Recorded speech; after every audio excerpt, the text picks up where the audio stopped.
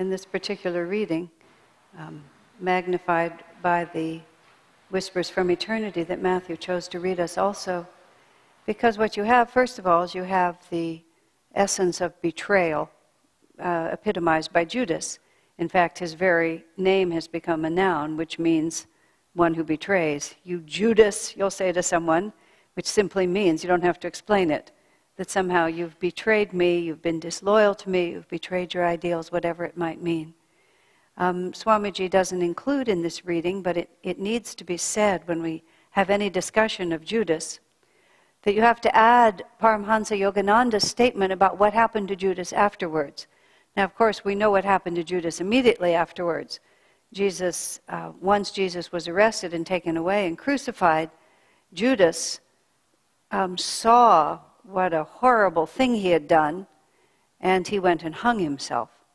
He committed suicide, in a sense, probably both out of despair and also as the only way he could think of to correct the horrible thing he'd done. One may assume that he had a perception at that point.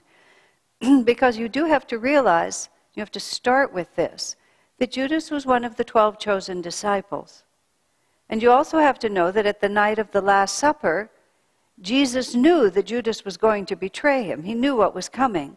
And he probably knew, in fact, undoubtedly he knew, when he took Judas in at the beginning to be one of the chosen 12, he also knew the man's character, and he also knew, probably inevitably, that he would be the instrument of his betrayal. And if it hadn't been Judas, it would have been someone else. But woe unto the instrument. It wasn't that that absolved Judas. It just meant that all of this had to happen. So Jesus is looking at him, and what he sees is twofold. On one hand, he sees this magnificent spiritual character that had caused him to incarnate with the Master, that caused him to be close, to be one of the 12. Excuse me.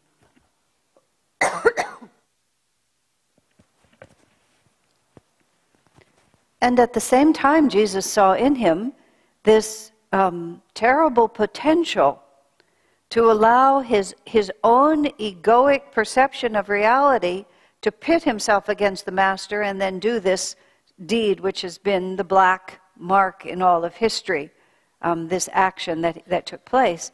But of course, Jesus was committed to Judas as his disciple.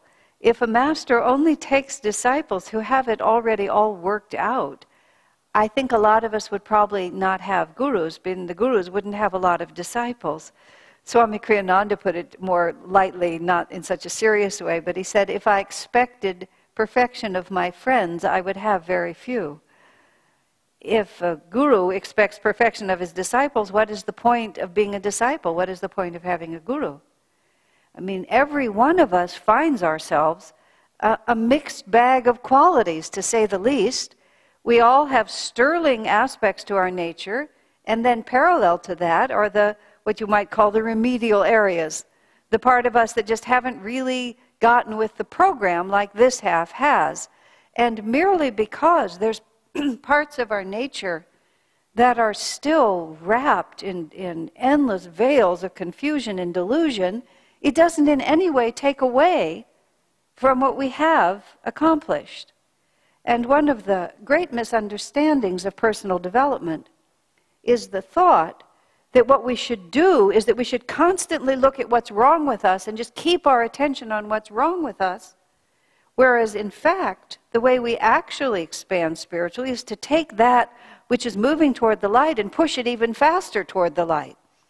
And this is what the masters do in encouraging us. This is what the masters do in giving us assignments that'll help us. They're trying to get energy flowing in a good direction, bring us into contact with divine energy, help us to awaken on a deeper level, and then two things will happen. One, that positive magnetism will bring out even more strongly what our faults are. But because of that positive magnetism, when those faults arise, we have some context in which to place them and some power to overcome them. So Swamiji explains in his more expanded commentaries about Judas that Judas was a worldly man in certain ways. He was attached to money. He believed in the power of the world. He believed in the power of those who had power. And his fundamental dilemma with Jesus was that Jesus insisted on alienating those who are prominent in society and giving so much of his energy to the cast-offs and the peripheral people. And he wasn't cultivating those who could really help his mission. And in fact, he often openly opposed and antagonized them. So Judas essentially wanted to take matters into his own hands. And as Yogananda explained it, and I think he has a right to explain it, he said Judas's intention was that he would force Jesus into a corner, turn him over to his authorities, and then Jesus would have to come forth with the power and the greatness that Judas knew was in him. He'd never lost faith in his master. He just began to run his own plot about how Jesus should run his work.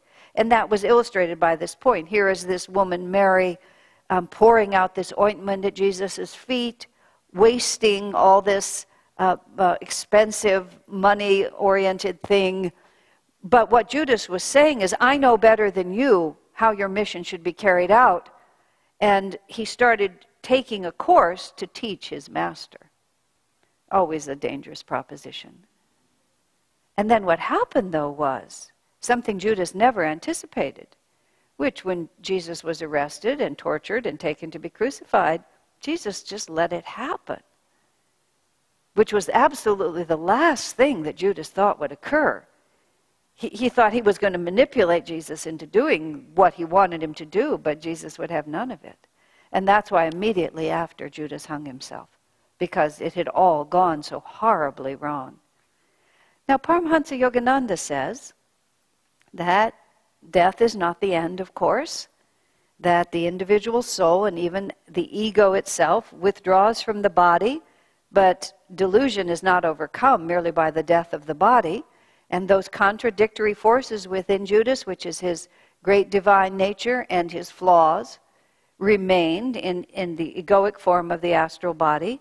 And he said Judas continued to reincarnate and obviously had some great reflection and learning to go through, and no doubt suffering.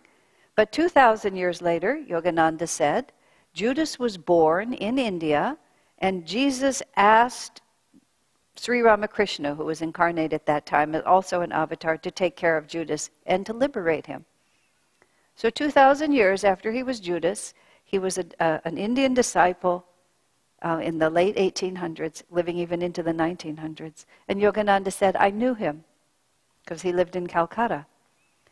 And Swami Kriyananda naturally asked, what was he like? Very quiet, stayed very much to himself. He had no involvement, with power or position or the world. And then Master said, Yogananda said, he still had a little bit of attachment to money. And when Ramakrishna's disciples, his fellow disciples, were teasing him a little bit about his attachment to money, Ramakrishna intervened. He just said, don't. He has suffered enough for that already. Now, you put this whole picture in place, and this is offered to us not only so that we can say, wow, what a story, but also so that we can understand that even the greatest among us can do really bad things. Even a direct disciple of Jesus, one of the 12 chosen apostles, can have a really bad day, right? And then that really bad day goes out for a long time. But sooner or later, the divine potential within us will gain the ascendant, will gain the upper hand, and all will be forgotten. Even the Guru intercedes. Don't bother him about that. He's suffered enough for that. Now, I find this very comforting. In the course of the years with Ananda, we've had some conflicts with Swami Kriyananda has had conflicts with his Gurubhais, and they have caused conflicts between Ananda and Master's other organization, Self-Realization Fellowship, and all sorts of things have happened. And many very advanced disciples of Yogananda, living now or recently living, have done things which I don't think were really very good. and have behaved in ways that I don't think a disciple really ought to behave. And it's been an interesting experience to sort of see people that you think really have very, very high spiritual karma and actually have spiritual greatness in them, doing things that to me, even from my little perspective, seem self-evidently not a good idea. And various ones of us going through this, including Swami Kriyananda, have had to just stop and ask, what can this mean? And even at one point, Swami Kriyananda himself said, we were all disciples of Master together. He said, and now they're behaving in ways, he said, maybe this path doesn't work. That crossed his mind, and he became very somber for about 24 hours. And he just withdrew into himself and hardly spoke to us. And then after 24 hours, he came out quite cheerfully, and he said, I don't know what this path has done for others, but I know what it's done for me. And he said, that's all that I really know, that I have the faith from my own experience. I know what this path has done. I say that only because these questions do arise. Now for me, oddly, and maybe this is just about my own temperament, but oddly, this is how I looked at it. To me, it seemed like, wow, if even these great souls can make mistakes, that sure takes the pressure off of me. You see? It's like, it just takes time. And there's just no guarantee, merely because one is able to do this, that one will also be able to do every single other thing. Or that, and this Master also tells us, and he says it repeatedly, he says you're not safe. And what he means by that is you're not safe from delusion.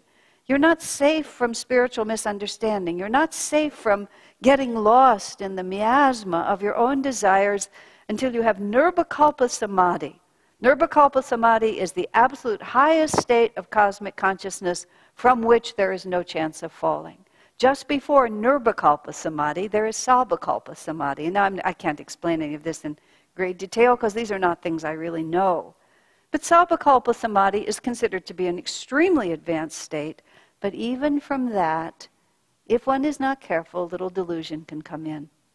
In fact, sometimes souls reach that level of awareness and then fall from that. Swami Kriyananda says actually he believes in his own past and from things that have been said to him that he had risen to that level, but then a little bit of pride, a little bit of misunderstanding. I mean, we're talking about many, many, perhaps thousands of years ago.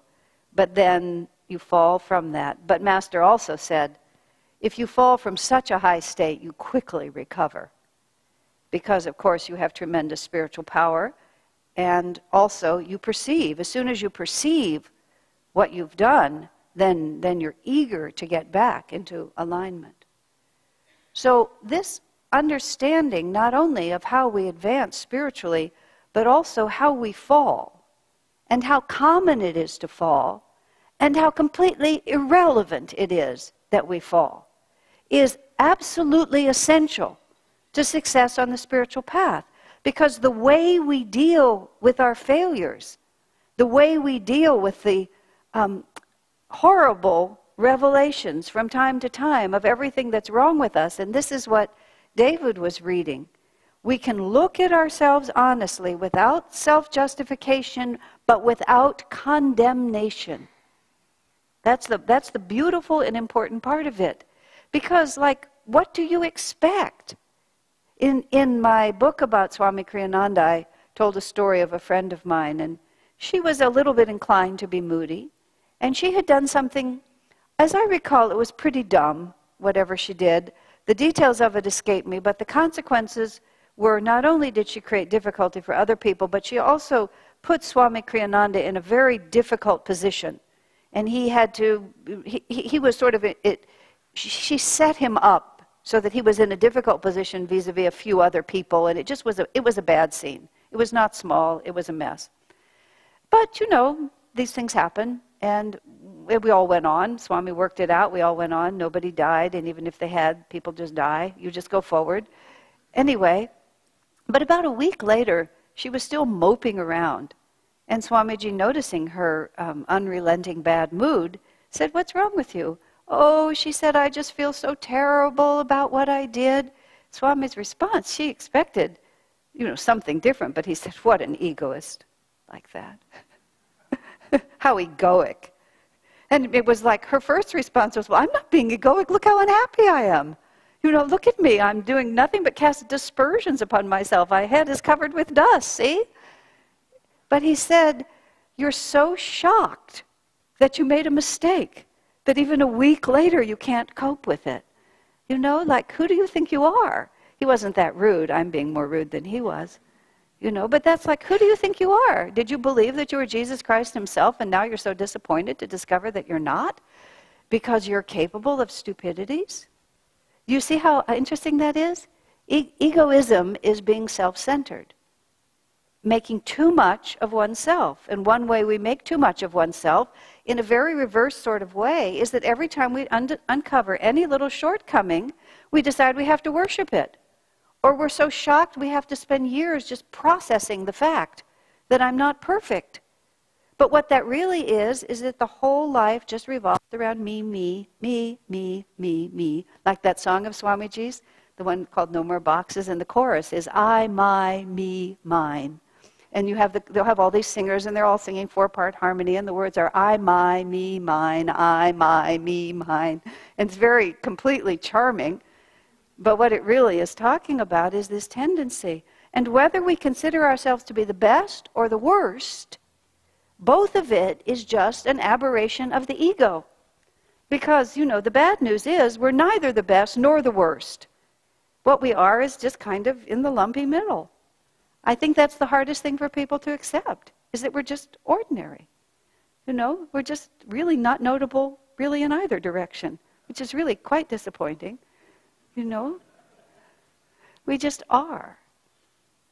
And the whole project is, if you're not born an avatar, you can be absolutely certain that you have some delusion. And you can also be absolutely certain if you're the slightest bit spiritually sincere, what to speak if you're deeply sincere, that God is going to make sure that all those terrible qualities blow up in your face. Because what good does it do us to just sail along not knowing? I told this story also in the book I wrote about Swamiji. There was a woman that I had a horrible time getting along with, just really awful. And for years we were in very close proximity, which made it, you know, always it was a sandpaper experience. We both matured a little bit. And when we matured enough, God decided maybe we didn't have to deal with this anymore, so he separated us. Divine Mother separated us, and we just didn't see each other every day. Once I wasn't sandpapering like this with our really past life karma, I began to really appreciate that this woman had many fine qualities and was really a very sincere devotee, actually an extraordinary person in many ways. And my heart opened to her because really it was just a karmic thing. There was really no reason for us to have that feeling between us. Just bad actions against one another that hadn't been resolved yet. So when an opportunity came, when a whole group of us were traveling, I was so confident of my ability to be in harmony with this person that we actually were all staying together in the same apartment. It took maybe 3 hours. Maybe I lasted 3 hours. I'm not even sure I lasted that long before the whole fountain of what a horrible person you are, how dare you, just came up like this. And so I had 2 realities going on. One, I had this roommate that I could hardly bear, you know, and that was bad. And then the other half of it was, I was so disappointed in myself. And I was so disappointed that actually I was weeping, and I happened to be in the car with Swamiji, and I thought I was over this, I thought I mastered it, you know, just the tendency to dissolve into tears used to be very common in my life. And Swami just looked at me and he said, well, you should be glad. He said, there you are going along thinking you didn't have anything to work out anymore in this way. And now you know. You should be very happy about that. You know, it's all in how you look at it, isn't it? Because he was right. I had begun to coast. You know, I didn't have to work about this anymore, but in fact, it was just lurking under the surface. And as soon as it was opened up, it all just burst out completely. So I thought the pus was all drained. It wasn't drained at all. Is this bad news? It's only bad news if, one, I don't want to deal with it because I just want to coast. I just want everything to be easy. Or it's bad news if I'm just so horrified And if, instead of putting out positive energy to change, I prefer to just sit around and feel ashamed. I remember how hard Swamiji tried to communicate to me the difference between guilt and repentance. Guilt is not repentance. Guilt is the opportunity to say, oh, I'm so terrible. Oh, what a bad thing I've done. Oh, God, I'm so terrible. Oh, I'm just so terrible. And then as Swamiji said to me, you just use up all your energy feeling guilty, and that gives you the feeling you've done something. When in fact, you've done nothing, except just wallow around in the ego's idea that, look at me, I'm not good, so therefore I'm bad. But the real fact is, oh, look at this. I'm still really capable of things that are nothing to be proud of. A friend of mine not too long ago behaved in a way that was not admirable. Let's just leave it at that. And he was having a little bit of trouble sort of coping going forward. And I said, look, anybody says anything to you, just look them right in the eye and say, I'm not proud of what I've done, but I'm not ashamed either. And that's exactly where we have to stand. Because if we've made a mistake, we should not be proud of it. We can't just say, oh, it's all the same, you know, it's the way it had to be. Jesus had to die, so Judas got to play the part. No, Judas made a real bad mistake. He should not be proud of what he did. But what's the point of being ashamed? What are we ashamed of? We're ashamed of the fact that we're not yet liberated? Is that going to work? I mean, like, really, how's that going to help us? And above all, you see, it takes enormous detachment from the ego, which is the whole point, to be able to say, wow, look at what we did. You know, the devil and me. One of my favorite expressions is, the devil made me do it. I really like that. You know, and that's what it says even in our reading today. Oh, Judas opened himself to what you might call satanic influence. Satanic influence is the delusion that this is a good idea. I was talking to another friend recently about an action that she took, which didn't seem very wise to me, and I blurted out before I could think better, what could you have been thinking? Like that. And then seeing that that really didn't go down very well, I tried to modify it a little bit and said, well, it probably seemed like a good idea at the time. You know? That's what Swamiji often says to us, because most of what Swamiji does when people make colossal mistakes is he tries to give them the courage to go on. You know, we don't need to punish each other. We don't need to judge each other. I mean, karma will do that for you. You don't have to be mad at people for making bad mistakes. Believe me, you know, it'll happen. You don't have to work on it. I mean, meaning that you don't have to do anything to make them change. People will change exactly at the point when the misery of the present action is greater than the effort required to overcome it. And nobody changes even a split second sooner than that. But all this roiling around and how bad I am and what have I done and all this stuff is just, it's a delaying action. That's what it is. It delays the inevitable moment when we have to just get up and go forward. I remember once when I was very discouraged about something and collapsed on my bed in a state of great despair. Sort of, I was there and the tears were welling up in my eyes. And I was about to just really go for that. You know, and it's exhausting. If you put yourself into those kind of emotional states, you don't have to work all day because you're so tired. You know, it's very convenient. So I was just about to go there. And a part of me said, oh, you're just going to get up and go on anyway. Why don't you just get up and go on now? And I just did. And I was so grateful to God for putting that thought in my mind. It's like, you're not going to stay here. As one of my friends put it so beautifully, it's really not that easy to lie down and die. You kind of think, oh, I'll just lie down and die. I can't go on.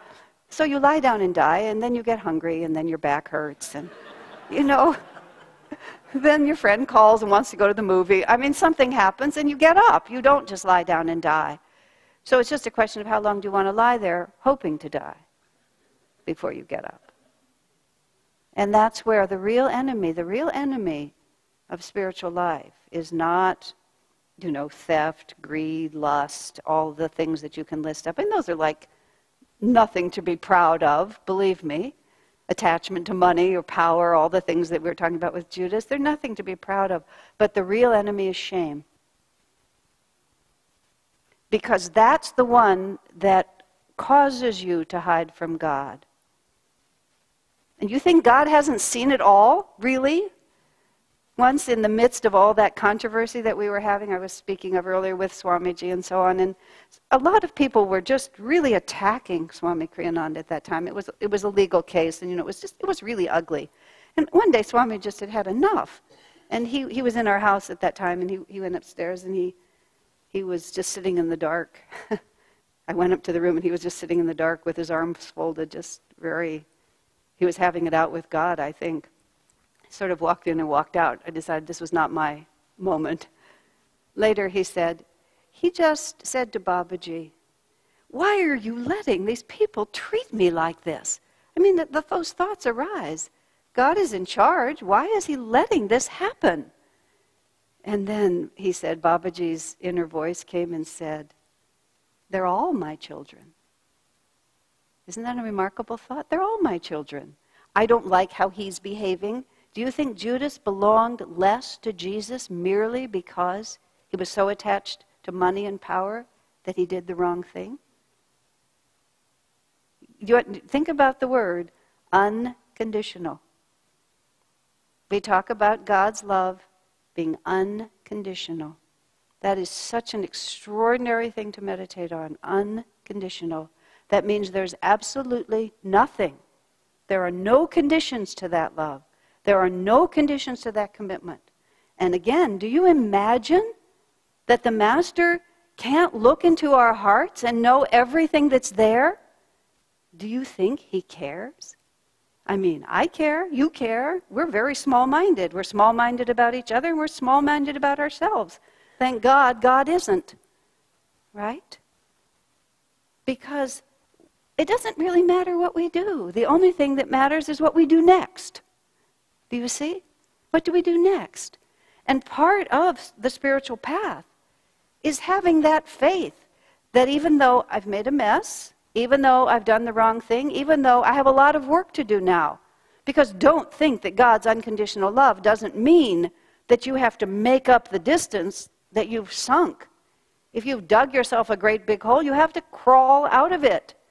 And God's not just going to miraculously fill it in and you'll find yourself on the mountaintop. I remember once in my life, I had just gotten myself so out of tune, just by my own actions, by my own, step-by-step stupidities, not on the scale of Jesus. I couldn't rise to that scale, but just in my own way, one wrong attitude leads to another, one wrong action leads to another, and pretty soon I was just lost. And I was, just getting ready to collapse into that, sense of self-pity about, oh, here I am again, how did this happen? And this thought just crossed my mind, honey, you walked in here, just walk out. Sometimes God speaks to me in a very, very plain way. It was your own feet, step by step, that brought you here, just turn around and go back. And it was sort of like just almost that very instant, and something happened just minutes later, where I had almost exactly the same opportunity. Do I just sink into this thing of self-pity, or do I just stand up and turn back? And I just stood up and turned back.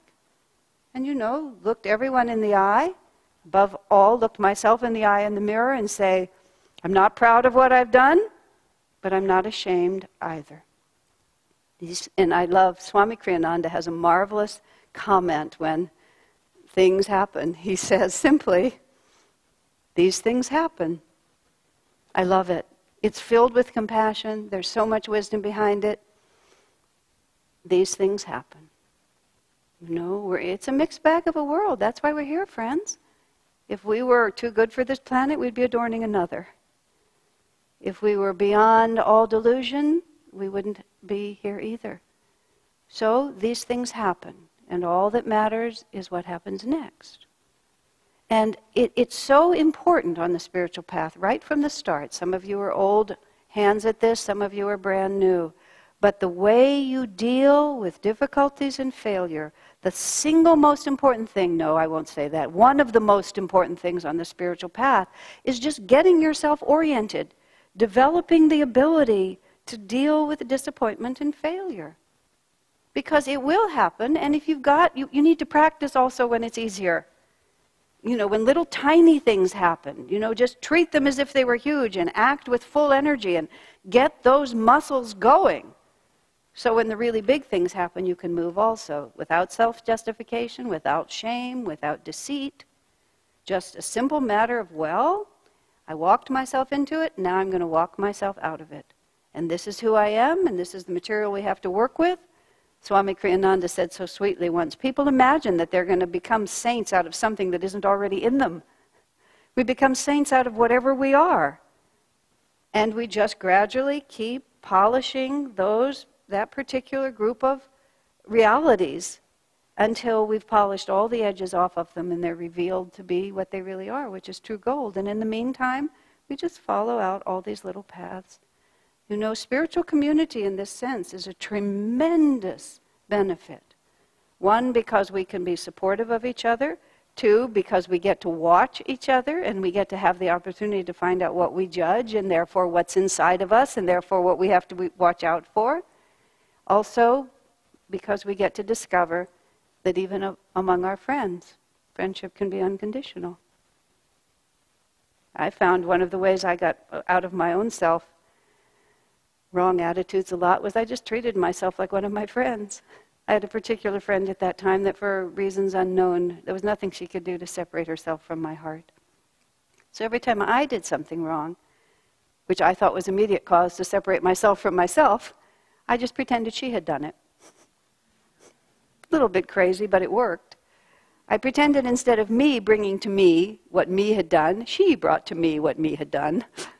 But if I was looking right at her in my mind, I could always see the divinity behind it. And I could realize it doesn't matter what you've done, it just matters what you do now. Right? It's so dear that way. It's just like everything in life becomes different.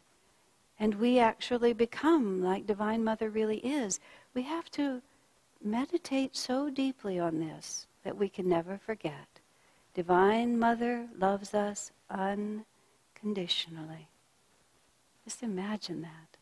I mean, really imagine that. Unconditional love.